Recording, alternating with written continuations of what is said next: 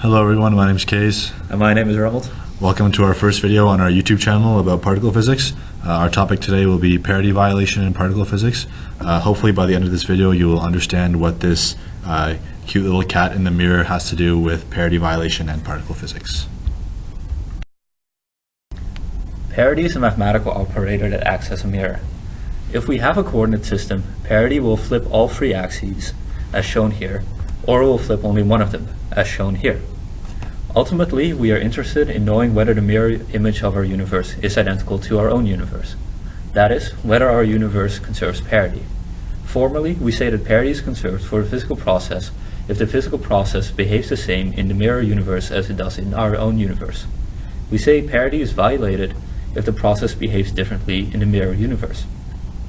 This notion of parity conservation is equivalent to the numerical value of parity being the same before and after the process in our own universe.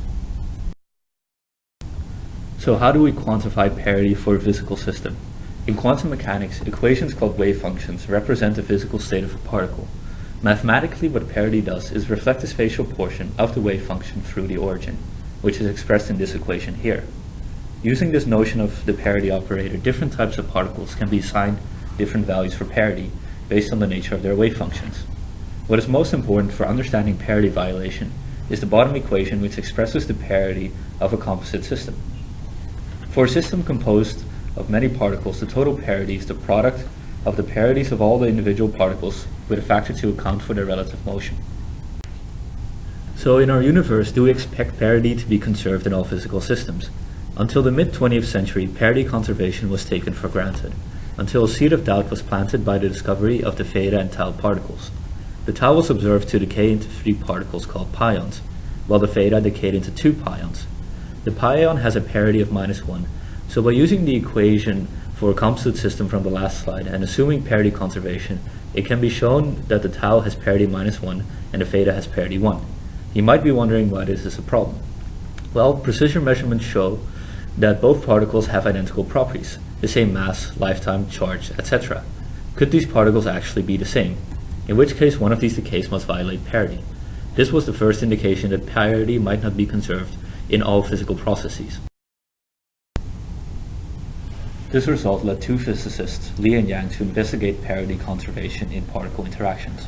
After studying several experiments, they found that for certain types of processes, which are mediated by a force known as the weak nuclear force, there was no proof of parity conservation. They proposed several experiments to actually check parity conservation in these processes. Another physicist, Madame Wood, decided to perform one of these experiments.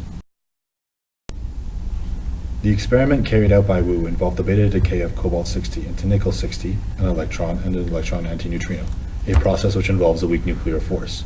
The cobalt was placed in a solenoidal magnetic field to align the atom's magnetic moments along the direction of the field.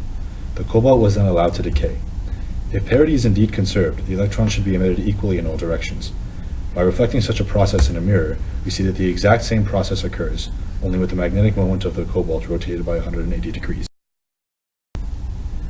What was actually observed was that the electrons are preferentially emitted in the direction opposite to the cobalt's magnetic moment.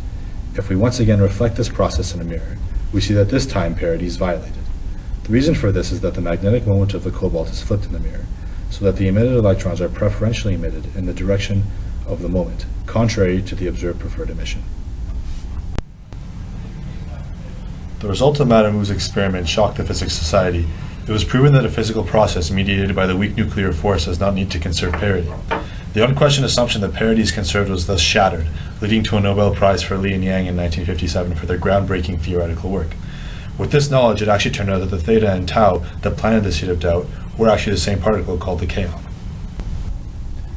We now return to what motivated us to make this video in the first place. We can now finally explain what must be going on with this cat. This cat is obviously not the same in our universe as in the mirror universe, which leads us to the conclusion that it must be interacting with the weak nuclear force. Thank you for watching our video. We hope you found it helpful and enjoyable. If you did, please like and subscribe for more awesome videos.